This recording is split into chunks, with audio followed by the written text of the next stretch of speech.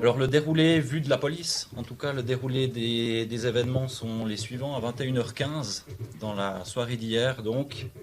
on reçoit un appel à notre centrale neuchâteloise d'urgence d'un proche de cette famille qui habite à l'étranger et qui s'inquiète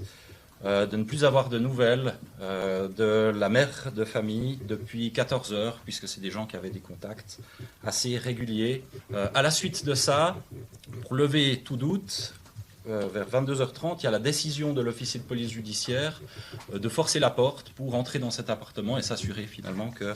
n'y a pas matière à s'inquiéter plus. Un serrurier vient sur place et au moment en fait, d'entreprendre la serrure, de la percer, on s'aperçoit qu'il y a comme une résistance particulière à cette serrure et dès que la porte s'ouvre, les policiers, qui sont donc deux, c'est une patrouille, constatent une scène assez surprenante avec deux corps d'enfants qui sont ensanglantés avec des blessures manifestes. Un homme qui se tient debout, qui est lui aussi blessé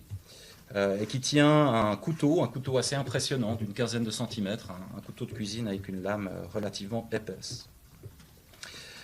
Donc les policiers immédiatement procèdent aux sommations d'usage, les répètent à plusieurs reprises, demandent de lâcher ce couteau pour pouvoir prendre en charge ce monsieur et s'assurer de l'état de santé des enfants. Cette personne n'obtempère pas, malgré, comme je l'ai dit, les sommations répétées. Cette personne se déplace encore un peu dans l'appartement et puis tout à coup s'élance en direction des policiers munis de ce couteau. Ce qui amène les policiers, un d'entre eux, à faire usage de son arme, à tirer en direction de ce monsieur, à tirer dessus, à tirer 3 coups et à le toucher, ce qui permet d'interrompre son action violente envers les policiers.